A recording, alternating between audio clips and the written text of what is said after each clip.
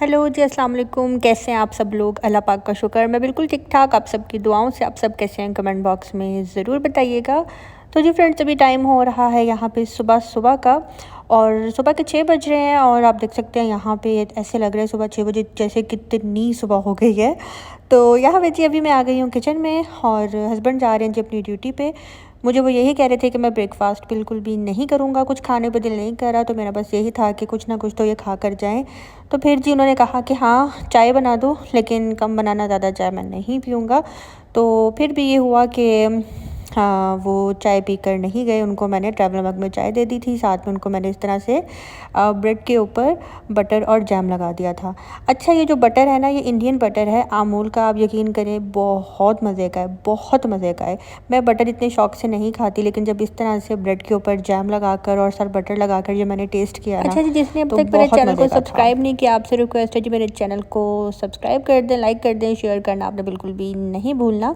अच्छा जी, मैंने अपने लास्ट व्लॉग में दिखाया था कि मेरे हाथ के ऊपर फिंगर पे इस तरह से चोट लगी हुई है, तो हस्बैंड जो बैंडेज कर रहे थे। तो कुछ लोगों को लगा कि शायद ये जल गया है, तो एक्चुअली ये जला नहीं था। हुआ कुछ यूँ था कि मैं अपने ना बेड सेट कर रही थी, तो बेडशीट सेट करते करते तो मुझे यहाँ पे ना एक तरह यानी कि बेड का जो कॉर्नर वो लग गया, और वो लगा भी कुछ ऐसे था कि स्किन वहाँ से जो है ना बिल्कुल थोड़ी सी उतर गई थी।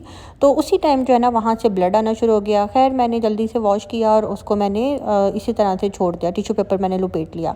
लेकिन थोड़ी ही देर बाद जो है ना मेरी उंगली वहाँ से स्वेल होना शुरू हो गई, और स्वेल होते होते वहाँ से ऐसे हो गई जैसे फुल रेड कलर की होती है, लेकिन पेन बहुत ज़्यादा मुझे हो रहा था।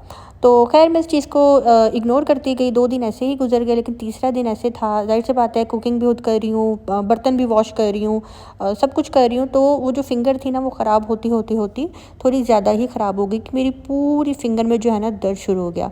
मुझे हस्बैंड ने कहा कि यहाँ पे मैं कुछ लगा देता हूँ, बैंडेज लगा देता हूँ, लेकिन मैं उनको यही कह रही थी कि यार बैंडेज लगा भी दोगे तो कोई फ़ायदा नहीं है, मैं काम यहाँ पे कर रही हूँ, बर्तन धो रहे हैं बार-बार, हाथ गीला हो रहा है, इसकी वजह से ऐसा हो रहा है। तो वो मुझे यही कह रहे थे कि छोड़ दो, कुछ भी नहीं करो जब तक ये उंगली ठीक नहीं होती। लेकिन फिर वही बात कि गंदा किचन हो तो मुझे सुकून नहीं आता, घर गंदा हो तो मुझे सुकून नहीं आता। किचन जब तक मैं नीट ना कर लूँ, अगर किचन में काम कर रही हूँ तो साथ साथ जो है ना मैं सारा काम समेटती हुई जाती हूँ। तो बस शुक्र अल्लाह का, 2 दिन तक जो है ना बैंडेज मैं 2 दफ़ा चेंज करती रही, लेकिन हुआ कुछ यूँ कि सुबह जब मैं सोकर उठी ना तो वो मेरी सारी फिंगर वहाँ से जो है ना वाइट हो गई हुई थी। तो हस्बैंड ने मुझे बोला कि अब इसकी बैंडेज उतार दो, अब मैं तुम्हें ये ट्यूब लगाता हूँ इसके ऊपर, तो इंशाल्लाह ये ठीक हो जाएगी। तो शुक्र अल्लाह पाक का कि अब मेरी फिंगर बिल्कुल ठीक है। और मज़े की बात जिस तरह से मेरे फिंगर के ऊपर राइट हैंड के सेंटर वाली फिंगर पे जैसे मुझे चोट लगी है, सेम टू सेम 2 दिन के बाद हस्बैंड को भी वहाँ पे वैसी की वैसी ही चोट लगी, और मैं हैरान थी कि सेम सेम फिंगर और सेम वैसे ही आपको लगी है जैसे मुझे लगी है नेल के पास, और उनको भी वैसे ही। तो खैर अल्लाह पाक जो है अपने हिफ्ज़ ईमान में रखिए, छोटी-छोटी चीज़ें होती हैं जो हो जाती हैं। यहाँ पे जी मैं सफाई कर रही हूँ घर की, और मेरे से काफ़ी लोगों ने पूछा कि स्वीटी जी, आपने तो हेल्पर रख लिया था सफाई के लिए, तो अब आप सफाई खुद क्यों कर रही हैं? तो हेल्पर जो है ना वो मैंने रख लिया था, वो अभी भी मौजूद है। और एक्चुअली वो जो हेल्पर है वो मैं जिस अपार्टमेंट में रहती हूँ उसके नीचे वो वहाँ पे ही सिक्योरिटी गार्ड है, और यानी कि पूरे अपार्टमेंट की वो रखवाली करता है। तो हमने उससे बात कर ली थी, उसने कहा था कि हाँ मैं आऊँगा, और उसकी कोई सैलरी भी कोई इतनी ज़्यादा नहीं है, मतलब कि वो बांग्लादेश का है। तो 80 दिनार जो है ना उसकी सैलरी है। तो हमने उसको ऑफ़र करवाई, और वो बहुत ज़्यादा खुश हुआ, और हमने उसको यही बोला कि हम आपको रात का खाना भी देंगे, और इसके अलावा जो है आप आना और आप ऐसे सफाई भी करना, हम आपको वो भी पे करेंगे। तो उसने बोला कि मैं आपसे जो है ना 20 केडी लूँगा। तो मेरे हस्बैंड ने बोला कि हाँ ओके ठीक है। सब कुछ डन हो गया, लेकिन हुआ कुछ यूँ कि अपार्टमेंट में 2 फैमिलीज़ और शिफ्ट हुई हैं, और बिल्कुल भी उसके पास टाइम नहीं बच रहा था, कभी वो ऊपर कभी वो नीचे, मतलब कि अंदर बाहर। और वो बच्चा ओनली आप कह लें कि 16-17 ईयर्स का वो बच्चा था।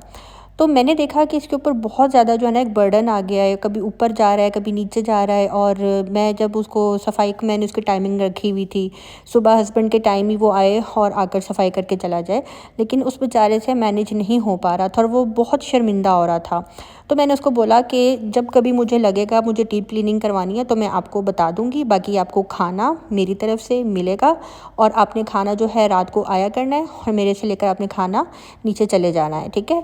लेकिन जो सफाई है मैंने कहा नहीं मैं खुद ही कर लूँगी, सारा दिन मैं घर पे अकेली हूँ, कुछ ना कुछ तो मैंने करना है ना, सफाई करूँगी, काम करूँगी, इस तरह से मेरा ध्यान भी बढ़ जाएगा और मैं बकौल आप सबके कि स्वीटी जी सफाई तो आप खुद कर लें, ज़रा फिट रहेंगी। तो हाँ बिल्कुल आप लोगों की बात भी बिल्कुल ठीक थी। इसलिए कोई सफाई, पहली बात तो ये गंद तो इतना होता ही नहीं है घर में, लेकिन फिर भी वो मुझे, मैं अपने पाकिस्तान वाले घर में भी थी ना, सुबह में सफाई करके मेड जाती थी, शाम में मैं दोबारा से सफाई कर जाती थी, तो मुझे सफाई का वो ज़रा है एक। तो इसी तरह यहाँ पे भी गंद बिल्कुल भी नहीं होता, कोई डस्ट नहीं होती, लेकिन फिर भी मुझे है कि मैं मिनट मिनट ब्रश लगा रही होती हूँ।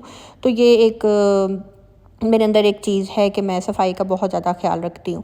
तो इस वजह से जो है वो उस हेल्पर को मैंने हटा दिया। हाँ, जिस दिन डीप क्लीनिंग होती है, जिस दिन वॉशरूम वगैरह प्रॉपर क्लीन करने होते हैं, तो फिर मैं उसको कह देती हूँ तो वो आ जाता है। बाकी बच्चा था, मुझे थोड़ा सा रहम आ गया कि वो शर्मिंदा हो रहा है और इस वजह से वो हमें इनकार भी नहीं कर पा रहा और टाइम से वो आ भी नहीं पा रहा, तो इसलिए फिर मैंने उसको मना कर दिया और ये रीज़न थी सफाई की जो कि मैं खुद कर रही हूँ।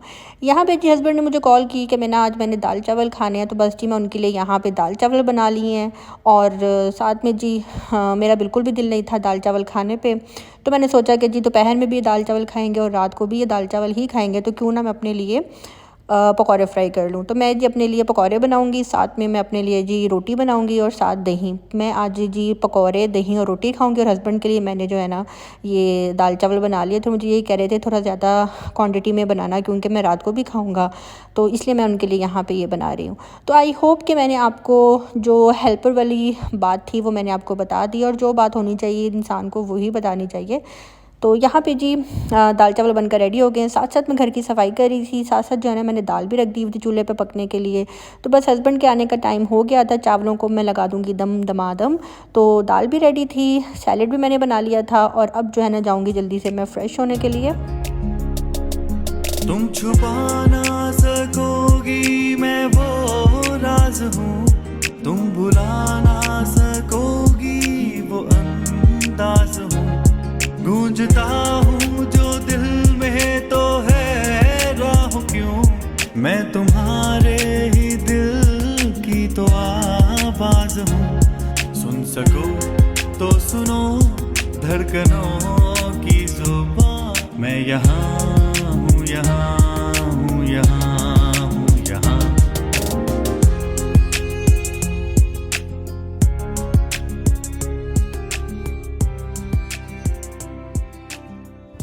और जी यहाँ पे मैं आ गई थी किचन में। हस्बैंड जो है बस आने ही वाले हैं, वो उन्होंने मुझे कॉल कर दी थी कि मैं बस पहुँचने वाला हूँ। तो जल्दी से जो है ना मैं अपने लिए अब पकौड़े फ्राई कर रही हूँ, अपने लिए भी, हस्बैंड के लिए भी, और जो नीचे बच्चा है मैं साथ में उसको भी भेजूँगी।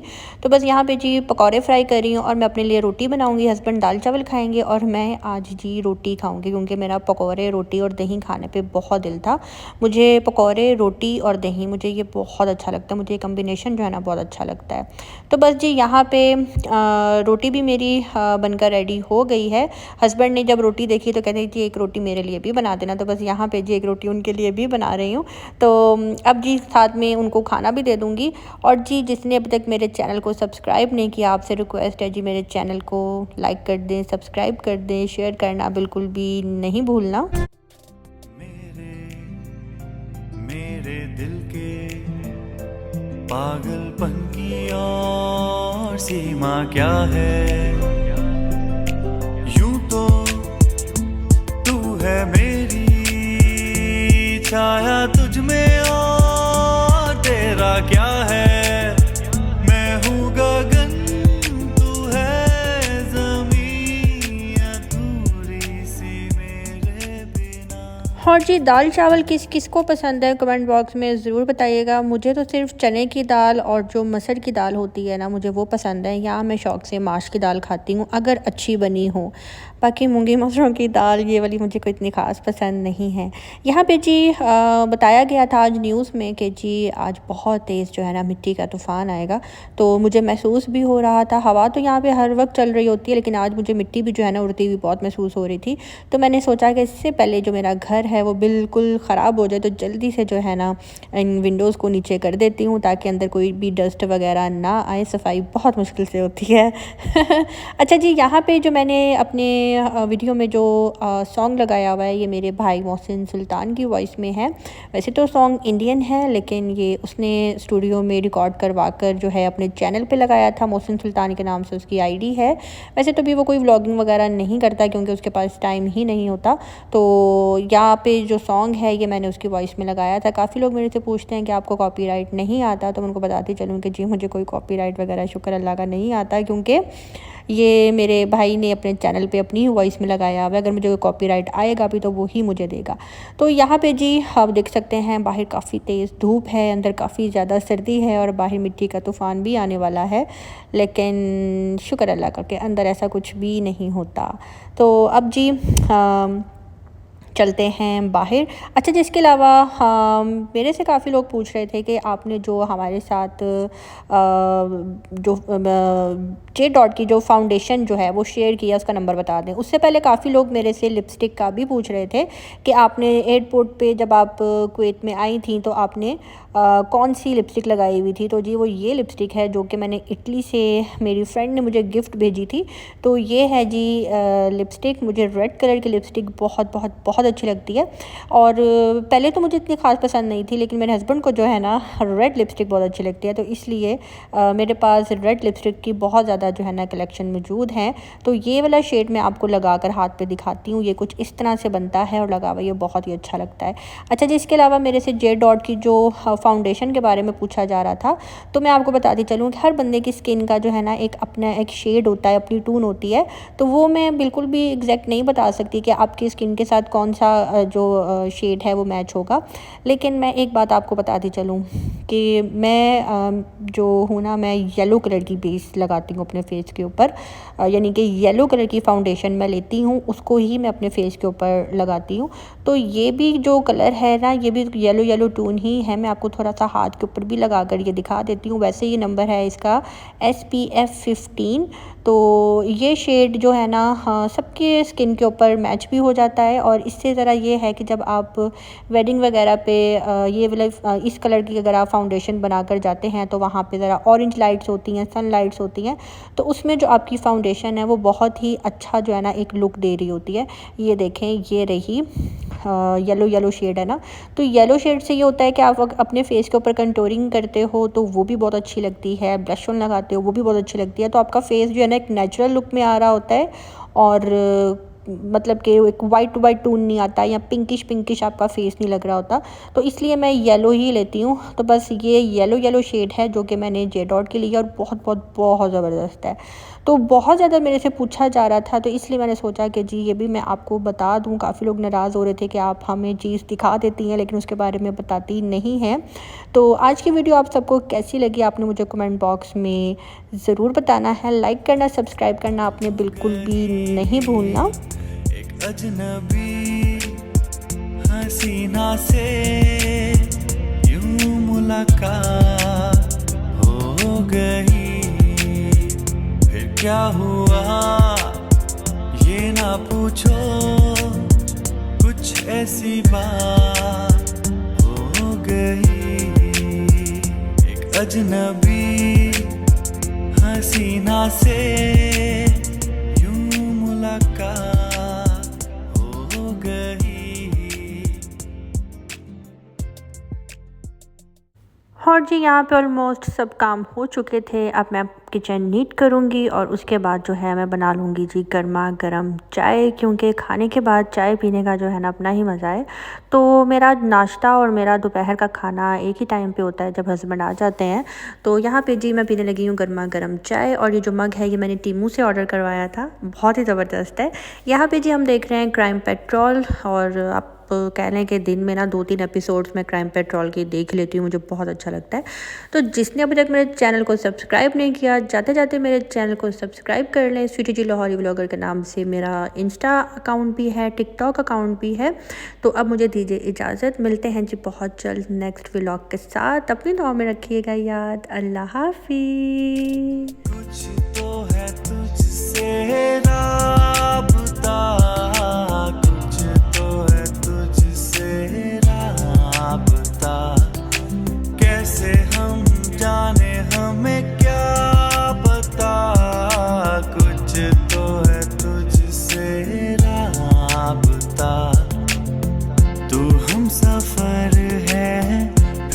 फिक्र है जीने की वजह यही है, मरना इसी